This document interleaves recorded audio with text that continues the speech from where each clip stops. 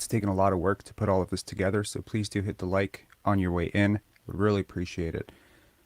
So, if you've been following this channel for 6 to 7 months, you have seen this entire story unfold. I wanted to take about 40 minutes today to use detailed clips, timestamps, to explain how this story came to be and how I believe that 3 to about 6 individuals in the Toronto media have systematically, calculatedly assassinated the character of Scottie Barnes by questioning repeatedly his work ethic, his professionalism, his maturity. I will also, after much digging and a lot of conversations, present you with what I think actually happened. And hopefully, we as a fan base can correct the record on this story. Let us start first with the situation. The situation was that the Raptors were facing off against the Philadelphia 76ers. Scottie Barnes, triple double watch on. Scottie Barnes gets injured. Joel Embiid steps on his foot. 2 days later, it doesn't look so good. He's in a walking boot. A lot of people speculate that Scottie's playoffs are done. But we get some good news ahead of Game 4. Not only has Scottie Barnes been named Rookie of the Year, not only was he presented that Rookie of the Year award by Vince Carter via video conference, but Scottie is going to be back. He's going to be back. He's going to come in, and he put this team on his back. He hustled. He defended. Yeah, he came up gimpy a few times. You could tell he wasn't even close to 70%. Shot struggled, but he tried. The Raptors win Game 4, win Game 5, push it to Game 6, trying to become the first team in NBA history and one of very few teams to push it to a Game 7 after being down 0-3. Doesn't happen. He struggles in that final game. Shot after shot, the Sixers give him. And the Raptors season ends on a somewhat high note. They overachieved. The vibes in the postgame were, to say the least, optimistic about what could happen for this young team, this blossoming team. There are a lot of players who seem to be on the upswing, and our minds as Raptor fans started to dance about what would be possible with another offseason of development. With the benefit of hindsight, now looking back at the press conference that Scottie Barnes delivered, this 11-minute press conference, some of the questions seem to make a lot more sense. Some of these questions, when painted in the context of what would come, suddenly start to have a different meaning. But I want to play a clip for you from Scottie Barnes after his team was eliminated in his exit interview for the 2022 season, talking about what he planned to do in the summer.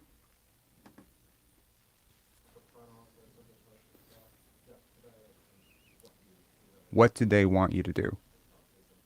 Of course, it's really just about what you feel like you need to work on and improve. And they have the same mutual agreement. Really just come back stronger, develop on my shooting, keep continuing to work on my body, get bigger, stronger, um, just keep building. Scotty, everything just seems so fast track for you. You go to high school, 1 year college, and then right into the NBA.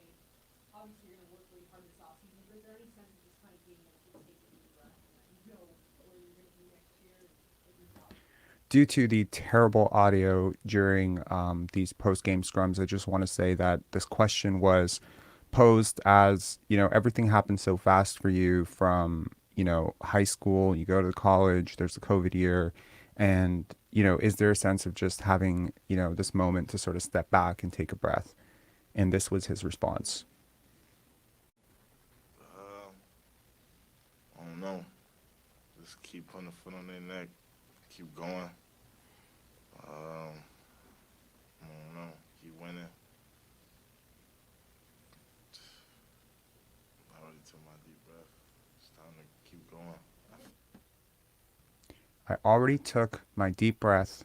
It's time to keep going. Put a foot on their neck. I think that it is a very important thing to realize that when a lie becomes so prevalent, it's good to trace the genealogy of it. You know, after I watched that interview, my biggest concern, and I forwarded this concern on, was he needs to take a break. He needs to relax. He's coming off of an ankle sprain. It's a very severe one. He obviously played through it. I did not agree with that decision. Him playing in game four was not something I was thrilled about. But, he pushed through. He showed toughness when his team was down 0-3. I mean, how many players come back with their team down 0-3? I think most people would have thrown in the towel. I'm not 100%. No one would blame him for not coming in. He comes in and, instead of taking these months off after a rookie season in which, let's just be real here for a second.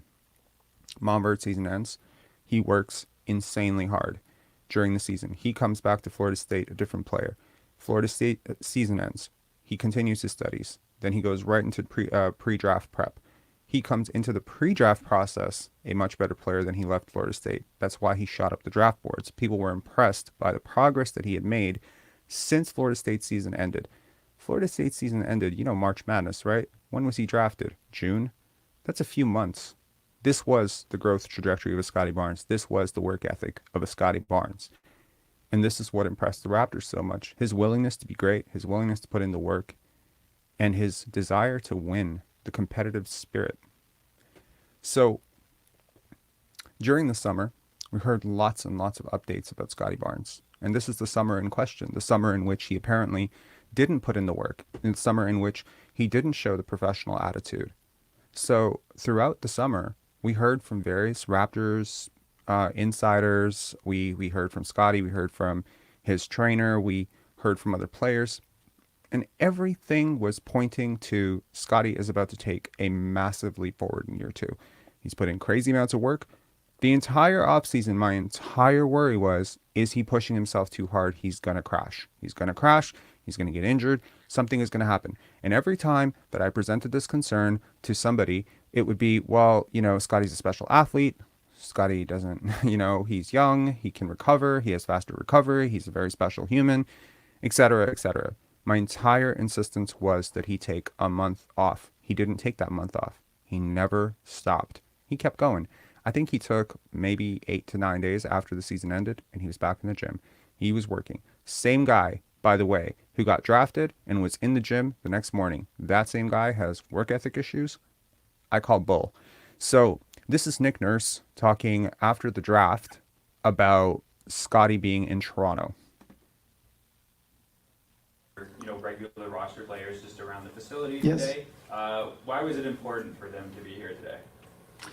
Well, first of all, it's important for us, and it's good for us. It's good to see them around, right? I think that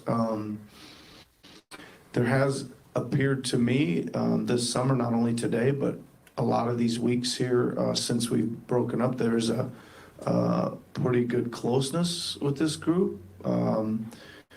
And it was good today. We had Pascal and OG and Scottie all on the floor today working out with each other at the same time.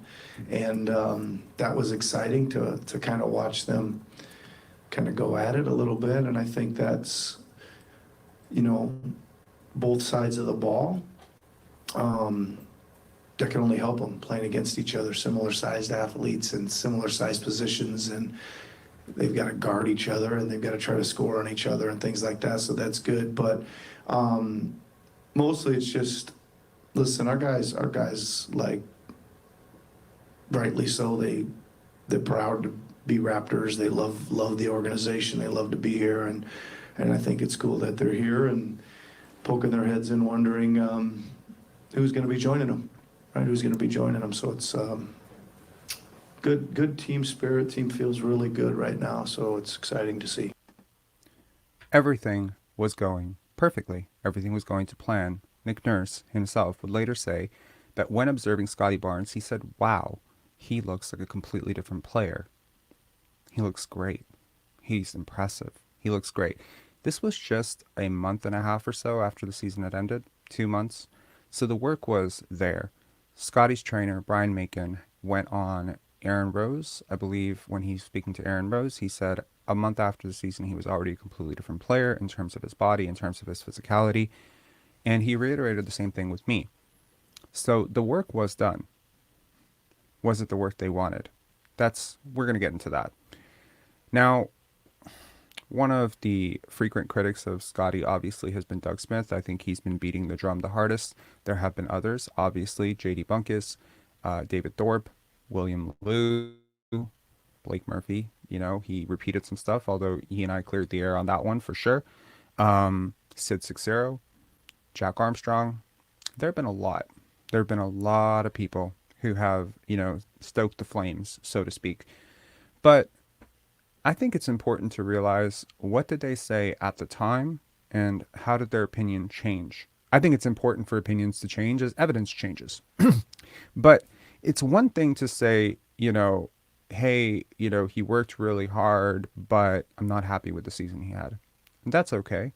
That's not saying much. In Nick Nurse's, I think he had a Nick Nurse Foundation golf interview, and he was talking about various players. He talked about the work that Delano Banton was putting in, how much he loved Justin Champagnie. Oh, I love Justin Champagnie. Same Justin Champagnie who was asking out a few months later, same Justin Champagnie who couldn't get on the court. He talked about the growth that these guys had. He said, there's so much depth. There's so much depth. Malachi looks great. Delano looks great. David Johnson's got to keep working. It really gave you this hype that, oh my God, all these young guys are developing. Nick Nurse was on record saying Precious Achiuwa was working so hard. So hard. He was going so hard. He's approaching this offseason with reckless spending. Y'all remember this? You remember this, right? That was the observation then. But with the benefit of hindsight, observations change, memories change, history changes. But it doesn't really change, does it? For instance, you meet somebody, you're mystified by them, you're smitten, they're beautiful, right? You go on a date with them, you love them, you tell all your friends, this is the girl I'm going to marry, this is the girl I'm going to marry, she's so beautiful, she's so charming, these are all her great qualities. 3-4 months later, it's on the rocks. So what do you say? I always knew something was wrong about her. I always knew, something was off. I got that feeling early on. Why don't you talk about it then? That is revisionist history. That's bullshit too. You shouldn't do that. You never learn from your lessons if you always do that. This is Michael Grange's article. I'm going to go into some quotes. This is a 22-minute read in which he glowingly talks about Scottie's offseason for Sportsnet. Faster, Higher, Stronger, Happier by Michael Grange. Can you hear me laughing? Here are some select quotes. I'm going to read them out for you. Barnes' willingness to do the work only captures one part of what makes those familiar with him so excited about where all of this can lead. At the Raptors training camp in Victoria, one of head coach Nick Nurse's guests was former University of Victoria and Canadian men's team head coach Ken Shields. Now 76, Shields is one of the most accomplished coaches Canada has ever produced in any sport. He won 7 straight titles with UVic and had several players represent Canada internationally, was pivotal in early development of a promising local kid named Steve Nash, and was a sought-out clinician and consultant for years after his retirement. He suffers no fools and sees everything on and off the court through the prism of how it affects team success. After 4 days of watching the Raptors practice behind closed doors on the floor that bears his name at the university's athletic center, Shields shared his thoughts on Barnes, and tellingly, it wasn't Barnes' size or athleticism or skill that impressed. Instead, it was the harder to measure attributes that are so crucial to elite performance. Quote, sometimes talent gets in its own way, Shields told me. It's not getting in Scottie's way. He's devoted to learning. You can see the concentration is very, very high in practice. His mind's not drifting. He's attentive. He tries to do what the coaches are asking him to do. He's committed. That's what I think is so important. His work rate, his concentration.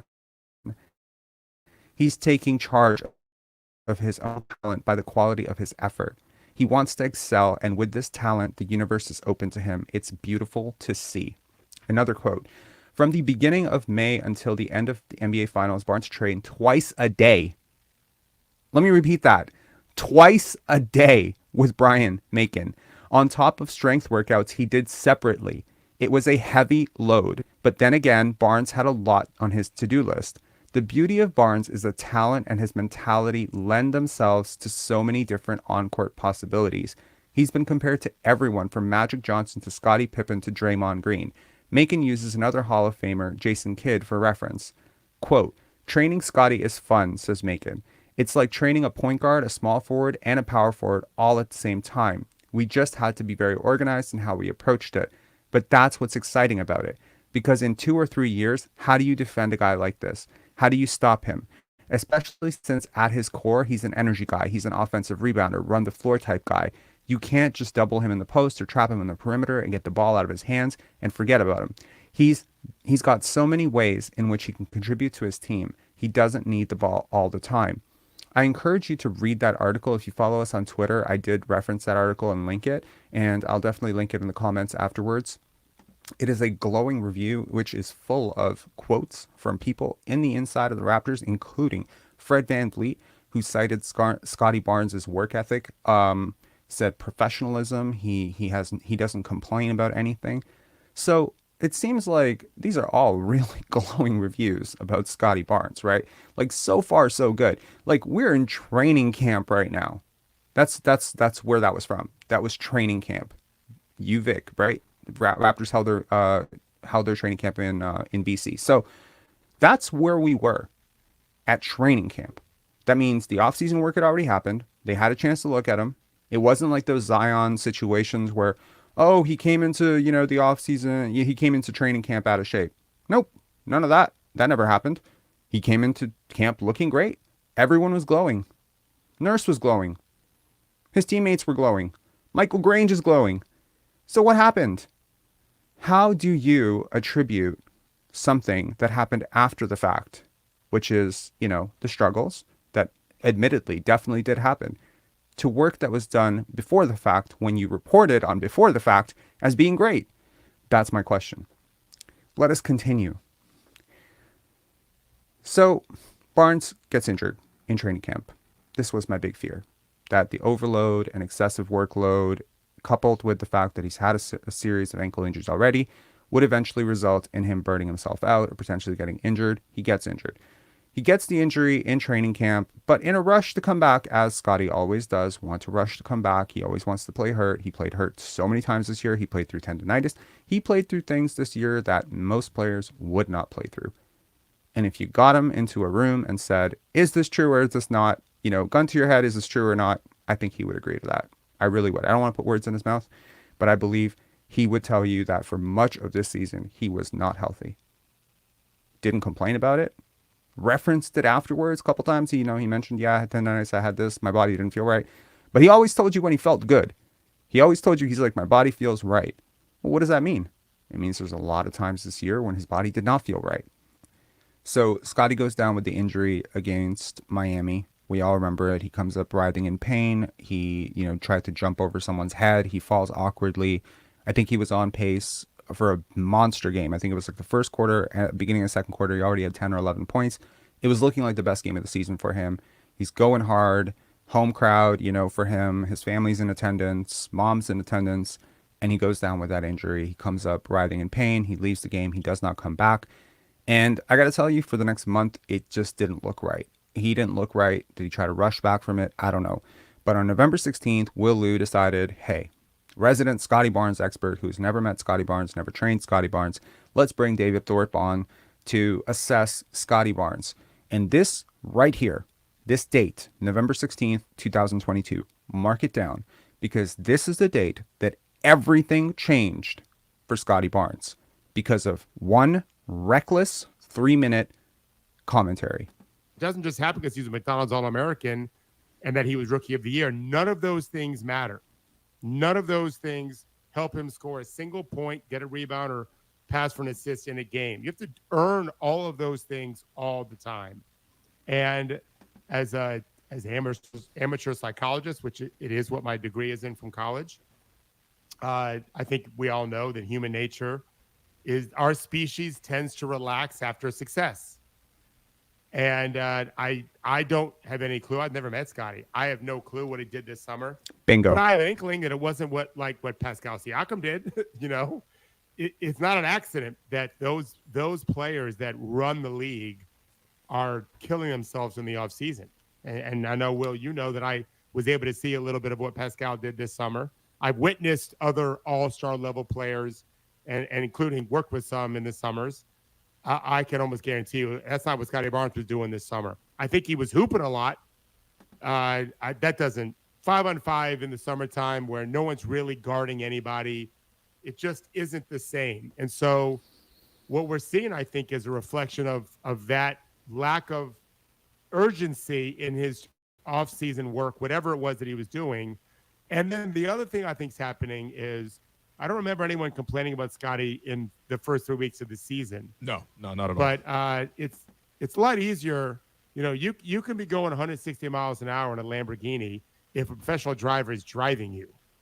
Well, that's what you had with Siakam and the way he was playing.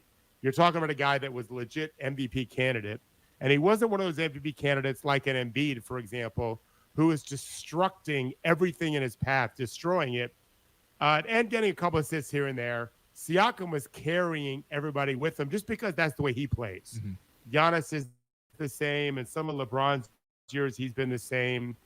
You know, Kawhi, you would never really say that, although I think Kawhi for some years became a very good passer. And so I think Scottie was just alongside that.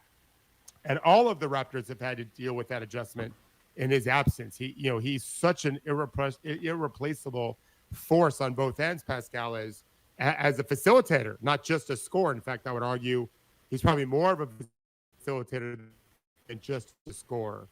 And now you got to do it on your own. And I have not seen a couple things with Scottie. I've not seen the same passion and love for the game, the same energy.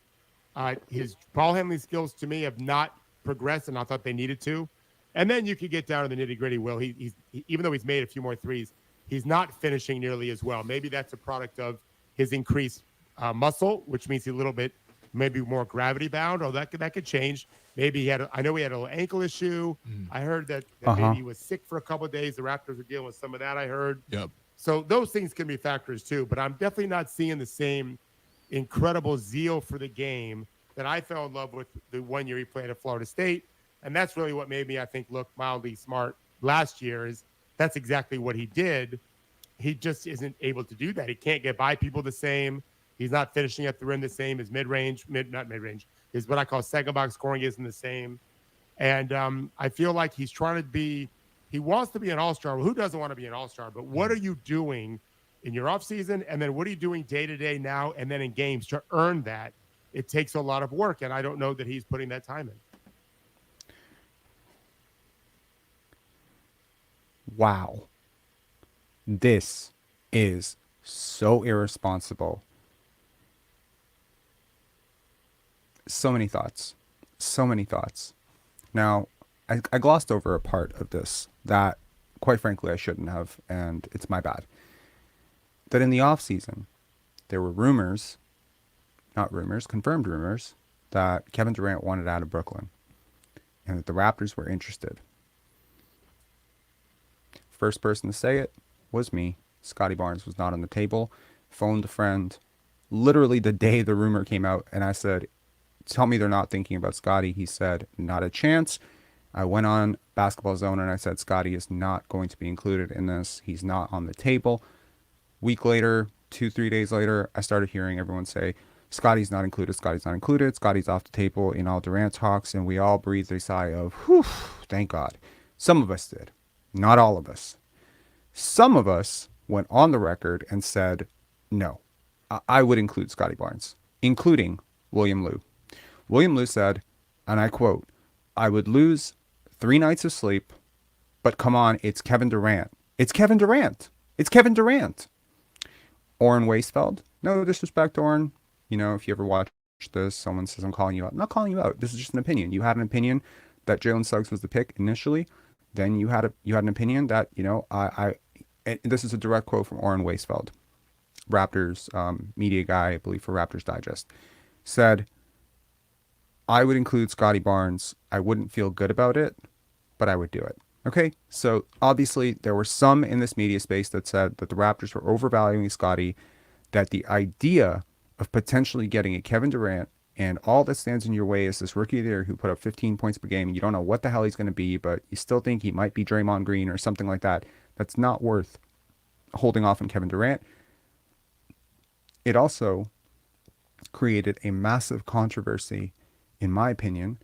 And if you really want to understand what happened between the kumbaya vibes of the offseason and the season, the reporting on Kevin Durant and all the rumors that leaked out from Klutch Sports and the Brooklyn Nets are, in my opinion, what happened to this team. Because suddenly, think about it. You're Fred VanVleet, you're Pascal Siakam, you're OG Anunoby, Gary Trent Jr. You're looking around, you're saying, so we're on the block, but he's not? You average more points than him, been here longer than him. Why is he not on the block? You don't think there's some sort of, looking around? Imagine if tomorrow a rumor came out, everyone is on the block for the, everyone's on the block for the Detroit Pistons except for Jalen Duran. Everyone. Suddenly Cade's like, wait, I thought I was the franchise guy. What happened here? I'm on the block for Kevin Durant, but he's not on. Suddenly everyone's going to look at Jalen Duran a little bit differently. Like, why are you everyone's favorite? Why are they holding you above us?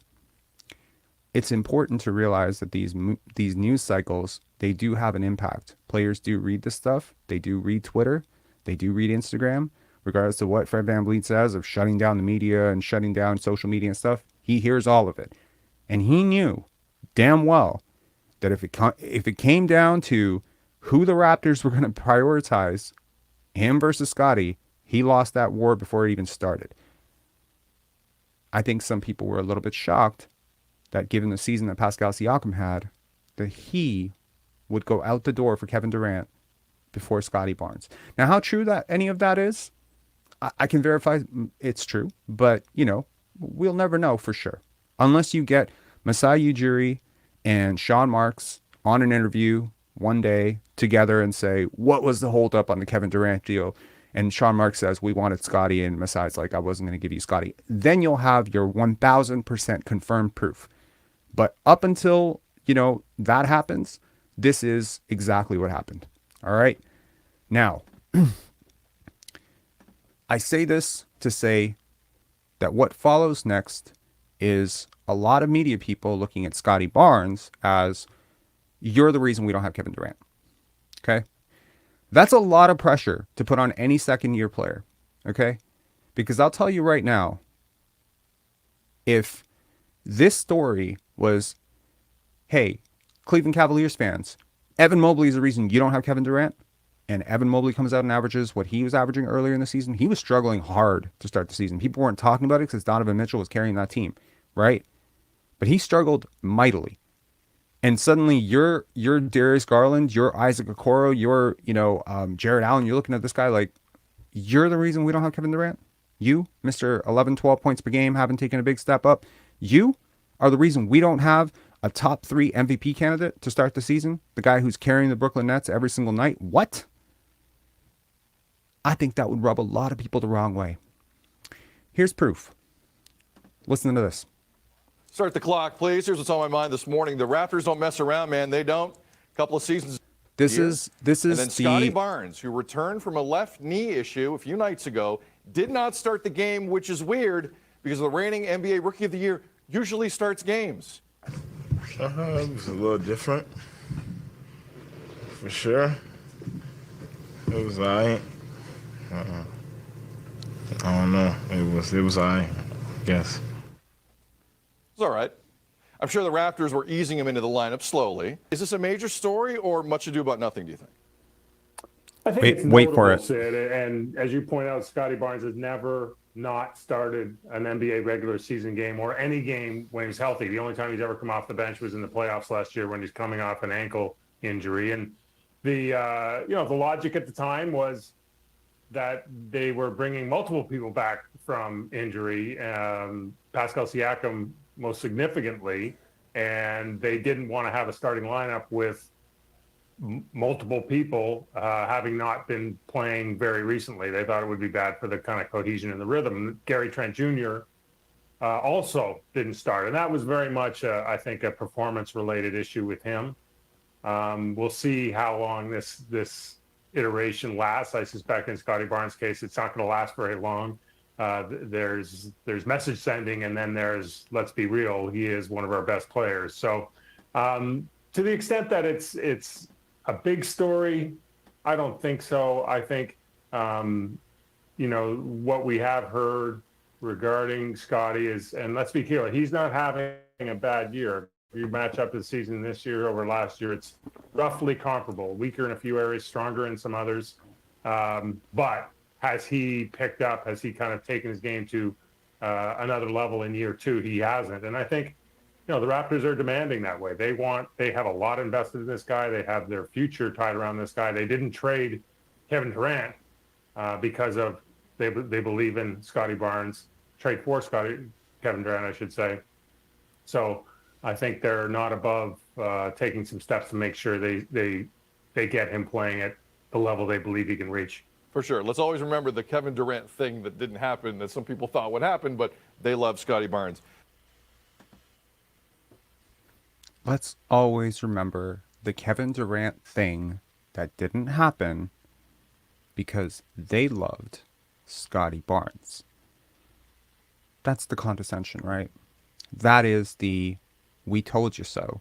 That is the "this is not what you promised us." That is exactly where this was. Now, very shortly after this, when Scottie came back, he did not play well. He obviously struggled against New Orleans Pelicans. There was all this talk. So what happens when things go bad for the Raptors is Doug Smith happens. On December 22nd, Doug Smith writes an article about Scottie's off-season work, cites various insiders within the Raptors organization who were upset about the work Scottie put in the offseason. This tweet gets so much traction. It was hundreds of thousands of impressions of people sharing, blasting, supporting, saying "told you so," saying "piss off." Kyle Kuzma, then he retweets it.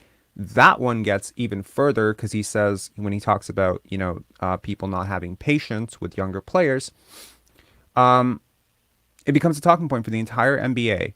And what really shook me was people talking about Scottie Barnes' work ethic who were opposing teams' broadcasters. You know what shook my world? There was a game where the Raptors weren't even playing and they brought it up. Scottie Barnes became a poster child for not putting in off-season work around the NBA because of one ridiculous person's opinion who had never met him, and one even more ridiculous person's assertion that this was true in a major publication like the Toronto Star. I was very upset on December 22nd. Honestly, it was highly irresponsible. Reading that article was disgusting, and I got very upset about it. So what did I do? Did I sit on my hands? No, I didn't.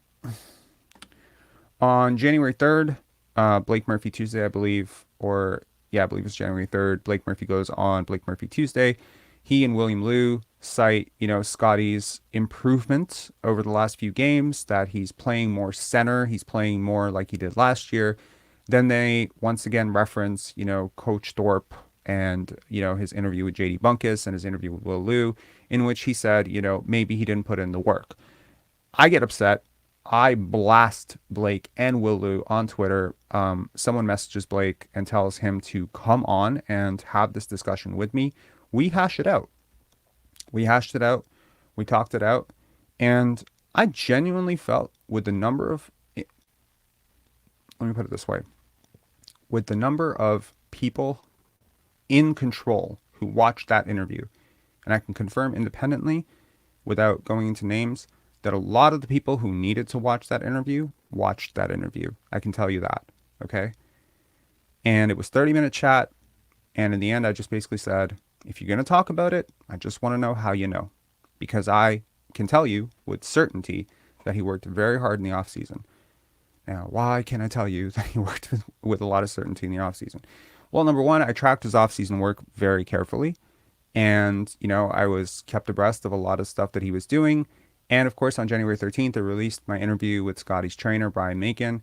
And we talked about his ascent. We talked about how he's worked with Scottie. We talked about Scottie as a prospect, Scottie as a kid, Scottie in youth, Scottie at, AAU, Scottie at Florida State, why he chose. It was a great interview. And if you haven't watched it, if you're one of those people who just kind of got intimidated by the 50 minutes or 56 minutes that it was, definitely watch it afterwards. It's a good one. And he talks about the work that he put in the offseason. And it was, when I asked him directly, I said, people talking about his work ethic, saying work ethic issues. What is your response to this? He said, that's absurd. It's absurd. And he's been consistent about that. So the people who were there think it's absurd to question how hard he worked. Michael Grange in the preseason thought it was pretty I imagine it, at that point, if you had said, hey, Scottie didn't work hard enough, I think he would probably call it absurd. So when did it become not absurd? Let us continue on.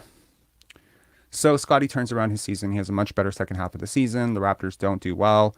And I thought, maybe stupidly, ignorant me, stupid me, childish me. I'm a big kid, at heart.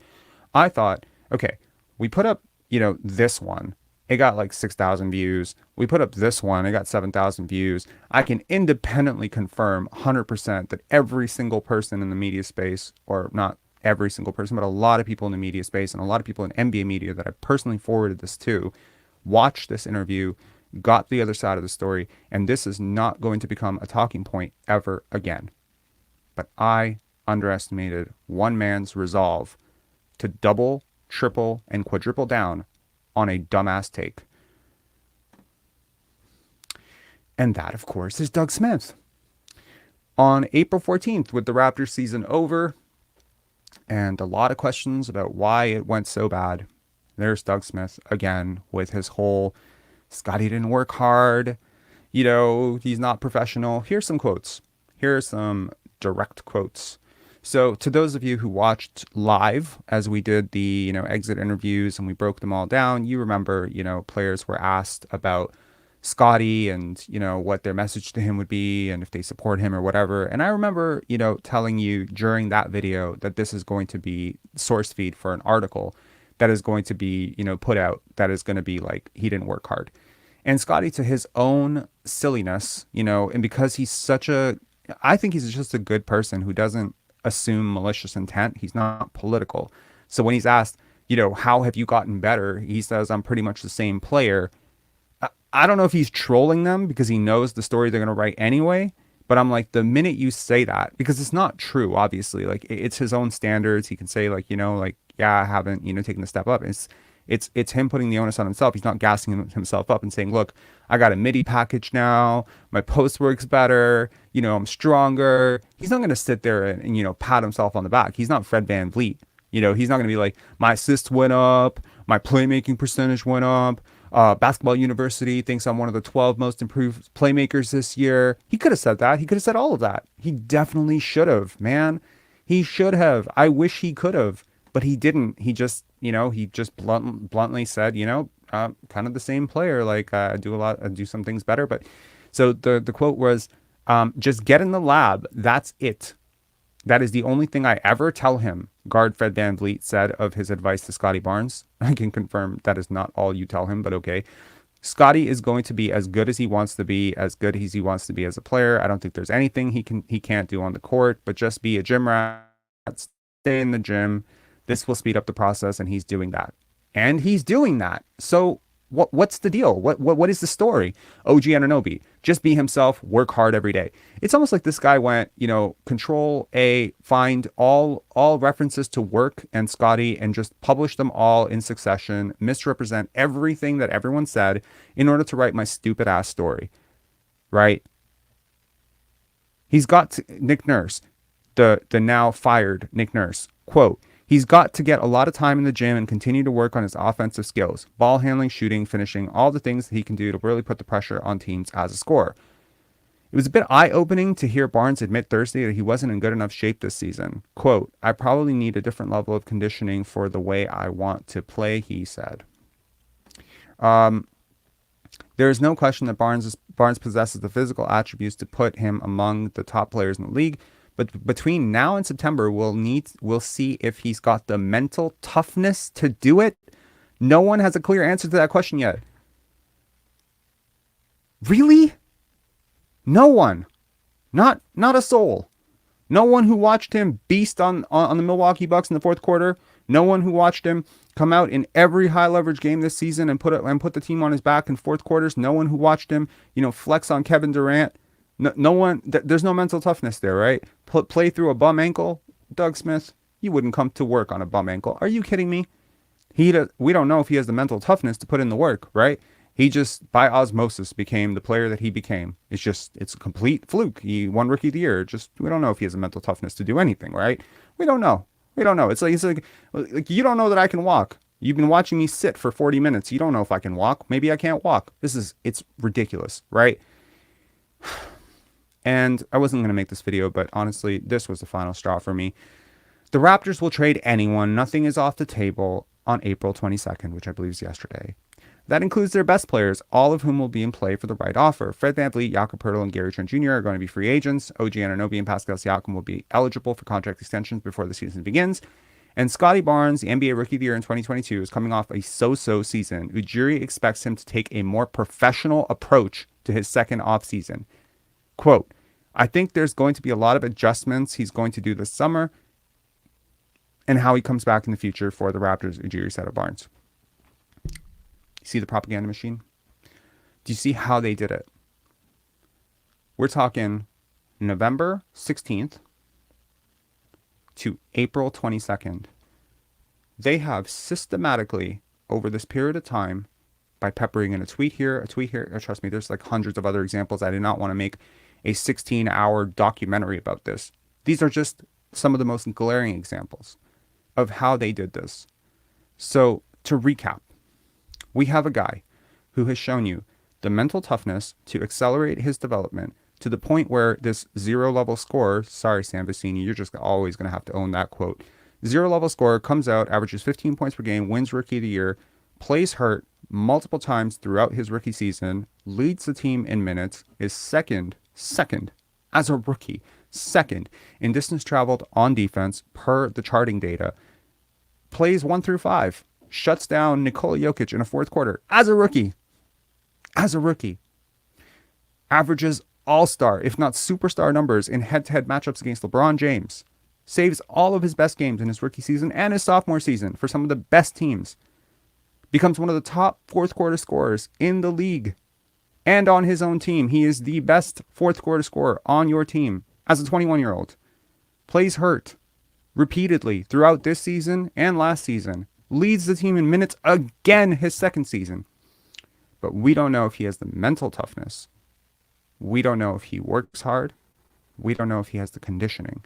This is when you are so delusional, so irresponsible, and quite frankly, so stupid that you don't stop and think, is what I'm saying potentially wrong, kind of wrong, or blatantly false?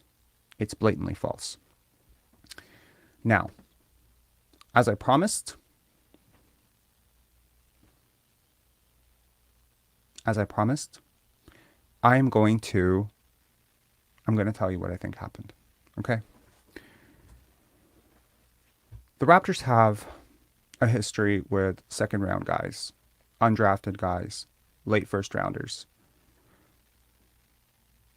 If you look at the track record of players picked 20th to 60th, or let's call it 61st, which is undrafted, right? From 20 to 61, there are no guarantees about your NBA future. There is a bit of a sad thing which happens in the NBA draft every single year, which is that the amount of patience and the amount of leeway that a team is usually willing to put into you is directly correlated to where you were picked in the draft. Okay? It's just kind of how it goes. This is the nature of the beast. It's the nature of the contract, right? If you are picked first overall or second overall in the NBA draft, like a Jalen Green, who has not had a good first two seasons, like a Cade Cunningham, who has not had a good first two seasons, like a Jalen Suggs, who has not had a good first two seasons, injury-riddled, inefficient, turnover-prone. These five guys, three guys, you can add Marvin Bagley and James Wiseman to it to complete, the five-person, situation here. These five guys are high lottery picks. Not only were they billed as very hyped prospects. Not only did they come in with a whole great deal of buzz from the AAU circuit, college circuit, but the teams also invested a very serious asset. The value on a, let's say a rough value of a first or second overall pick is about $28 million. In a generational draft like this one, where Victor Wembanyama is at stake, it could be as high as 60 million. I'm talking open market value. It means if a team could just outright sign the player, what would they be willing to give in a first year? That's the value. The value of a second round pick in most cases is sub 2 million. So with every draft, it doesn't go like this. It actually goes a little bit like this. And if you find yourself on the other end of the slope, you don't have a lot of chances. Case in point, the New Orleans Pelicans, Dyson Daniels, Herb Jones. I could argue that Herb Jones was a better rookie than Dyson Daniels. They're both hell of a prospect, right? But I can also tell you that if Dyson Daniels really struggles next year, there's almost no chance he's not going to have his third year picked up. If Herb Jones had struggled as a rookie, add to the fact that he's a second round pick, he's on his last leg in the NBA on that second year. That's how short the leash is. Consider, for instance, how many chances the Raptors gave to Andrea Bargnani, or Rafael Arujo, or Terrence Ross, Charlie Villanueva. There are a lot of guys. Ed Davis. These are all lottery picks, right? None of them popped for the Raptors. None of them were great. They were okay. Some of them were more than okay. Some of them were less than okay. But they were given endless shots, right? Charlie Villanueva, of course, he was traded after his, rookie year, and he was traded for TJ Ford. And I understand that because he didn't fit with Bargnani and Bosch and whatever. But in all honesty, in most cases, when you invest a high lottery pick, typically, not only is there a first chance, there's usually a second chance. Sometimes there's a third, fourth chance. Consider the fact that we have guys like Josh Jackson who were picked fourth overall. We have guys like Michael Kidd-Gilchrist who was picked second overall. Neither of these guys achieved anything close to what we considered lottery value as players. But they were picked really high, and they kept getting chances. Anthony Bennett. If Anthony Bennett was not the first overall pick, instead he was like the 20th overall pick, 24th overall pick, he'd be out of the league within 2 years, right? If Malachi Flynn, this 28th overall pick, who has been given diminished and sometimes no opportunity within the Raptors offense, if he was the 8th overall pick or the 10th overall pick, there's no chance he's getting DNP-CDs this year. That is the nature of the asset.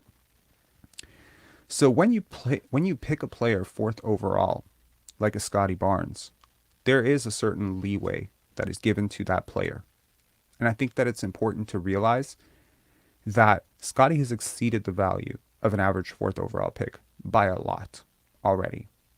I think it's worth noting that just because he's a lottery pick, it's not that things were just given to him. Yeah, he started on day one. He deserved to start on day one. There's no doubt that he was one of the 5 best players on the Raptors team as a 20-year-old. None. He didn't start over someone. He didn't take anyone's spot. He hasn't been given preferential treatment. I say all of this to say that the Raptors have not actually dealt with a top 5 pick in Masai Ujiri's entire tenure. There's not a single player. Case in point, the Raptors did not have a single lottery player on their championship team. They were the first team in NBA history that won without a lottery talent. The only 2 lottery players on their team were the guys they shipped out, DeMar DeRozan and Jonas Valanciunas, 9th overall, 5th overall, picked by Brian Colangelo both. Kyle Lowry was not a lottery player. That's why he was shipped. He was shipped out of Memphis, shipped out of Houston. Not a lottery talent, right? Lottery talents tend to stick around a little bit longer than they should.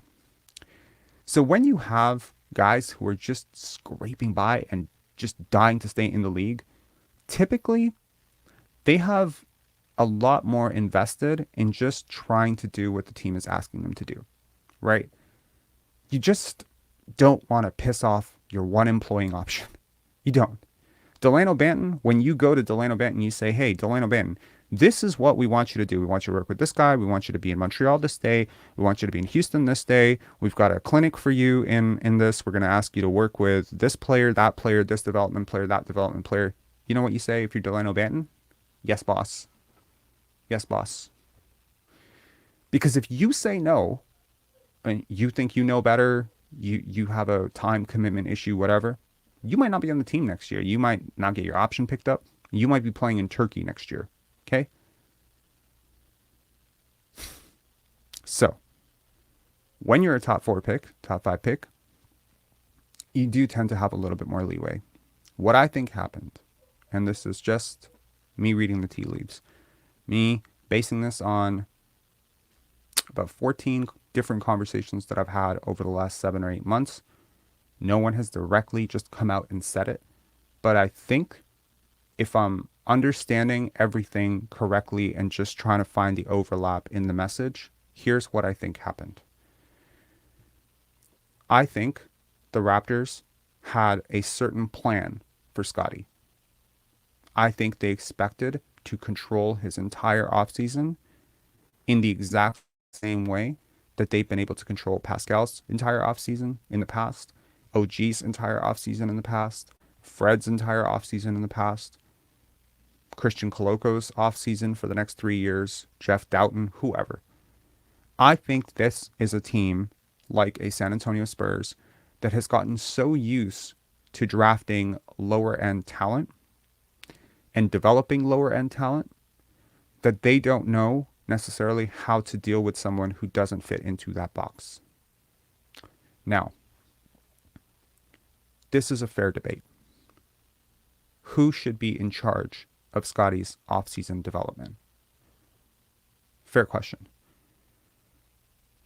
Why do we assume that the Raptors know best in all situations? Now, there's no illusion here that Scottie did not do what they asked him to do.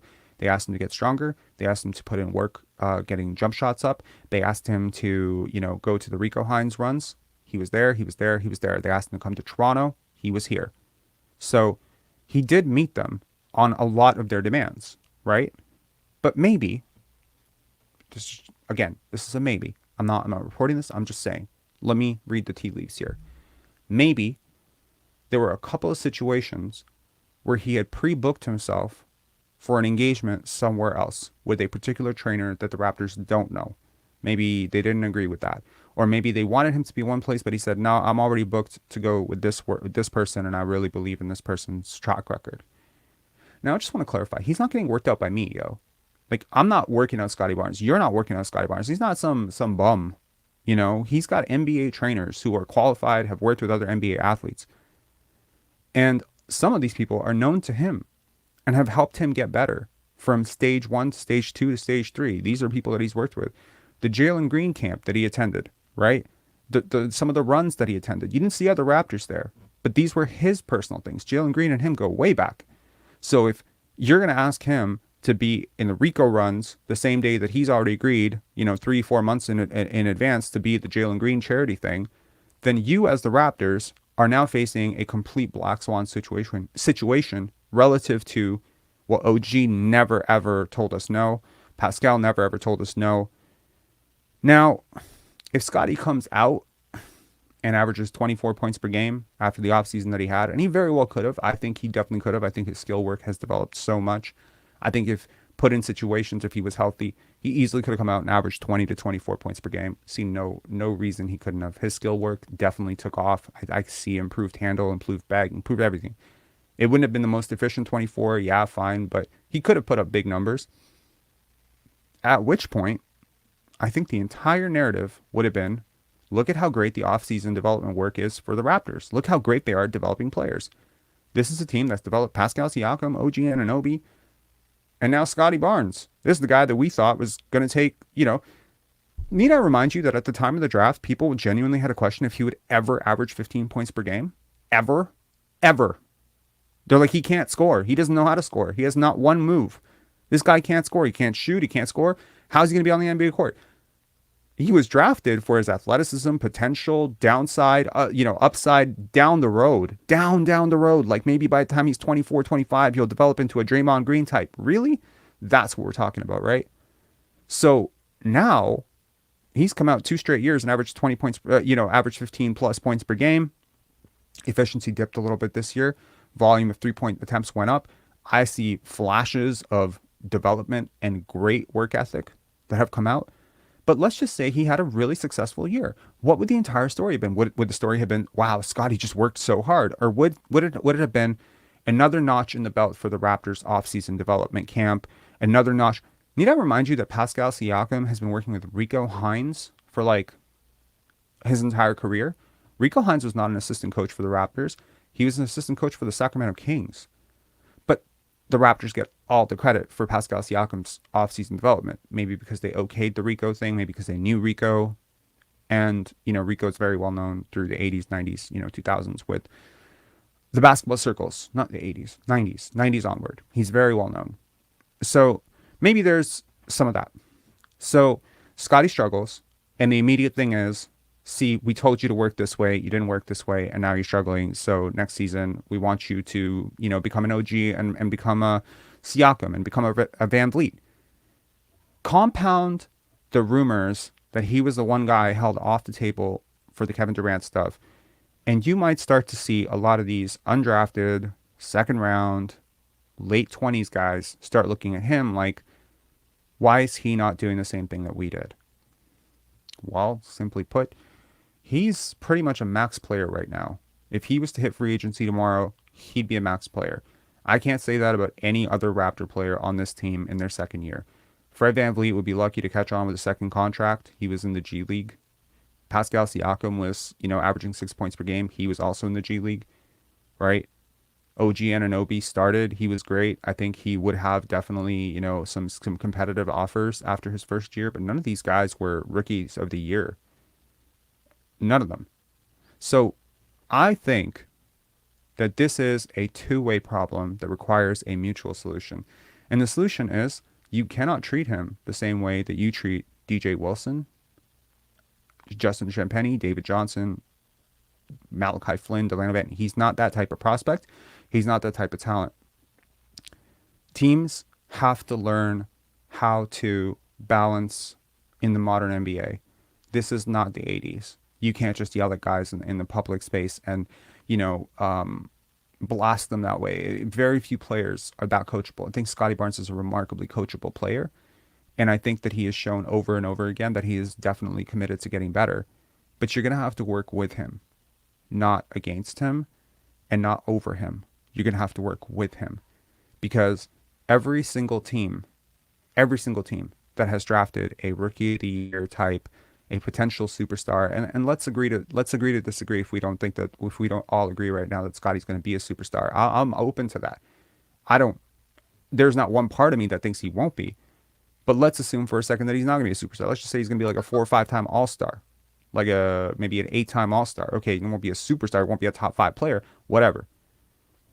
But as a super high lottery pick, as a guy who's a McDonald's All-American, 3-time gold medalist, a guy who comes in with all this pedigree, all this hype, whatever, I think you have to appreciate that he's so humble that he was willing to play fifth option. He never complained about it. He's willing to guard hard. You never complain about it. How many young players don't play defense?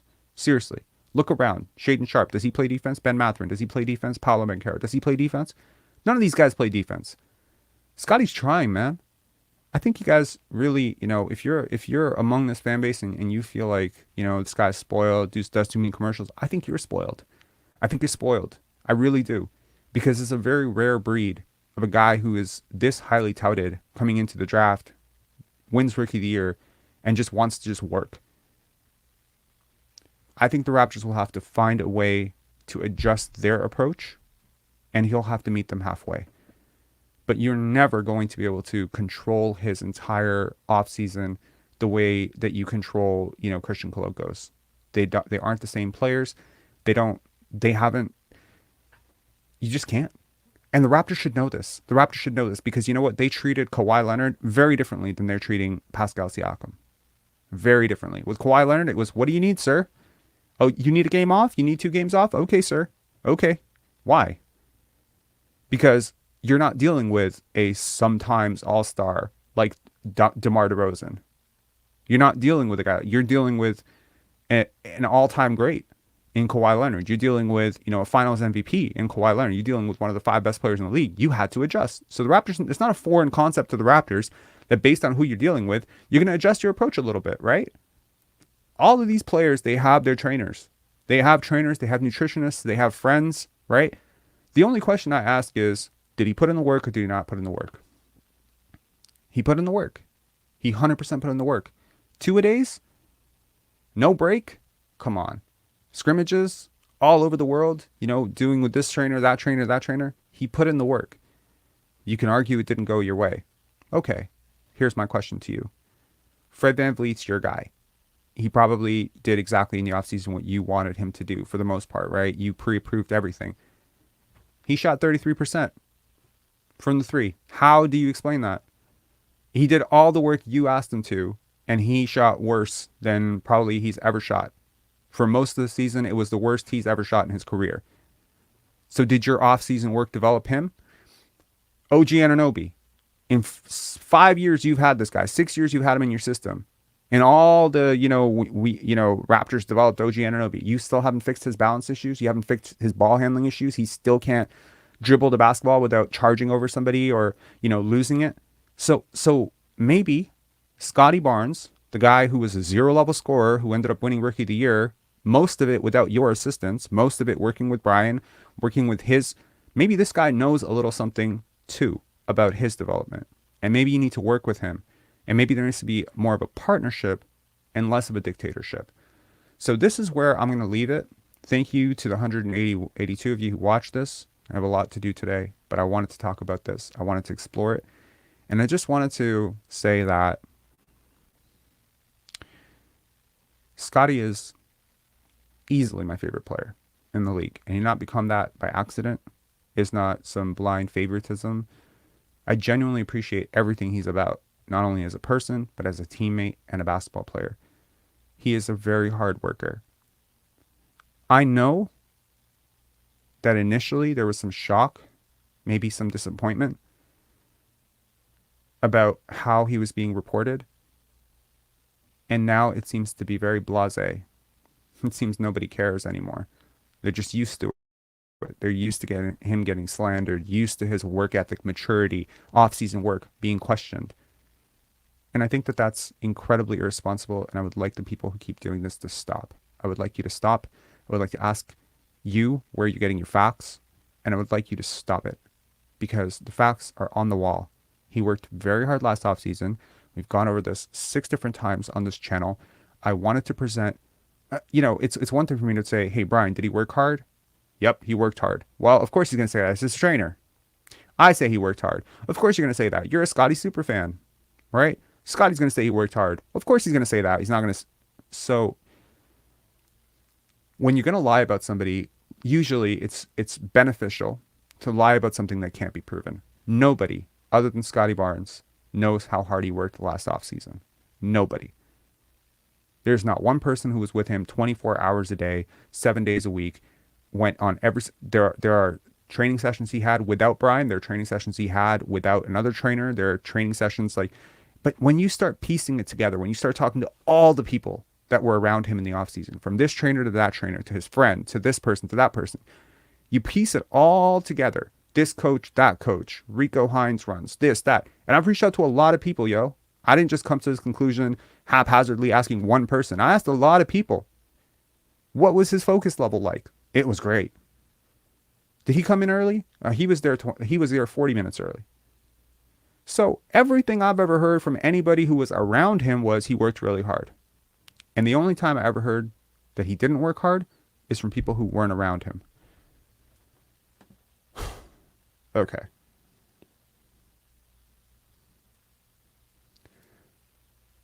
Thank you, man.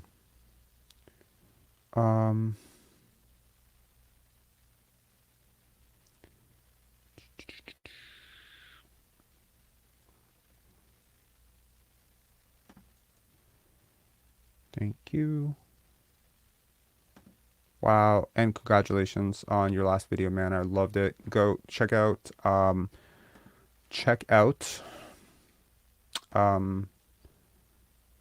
quickly, let me just plug this. This screenshot is very old. He's obviously come a very long way over the last 3 weeks, and he's even added a new video since then, or 2 videos since then. 2 videos since then. Now he's up at 4 videos. Go check out Goateology on YouTube.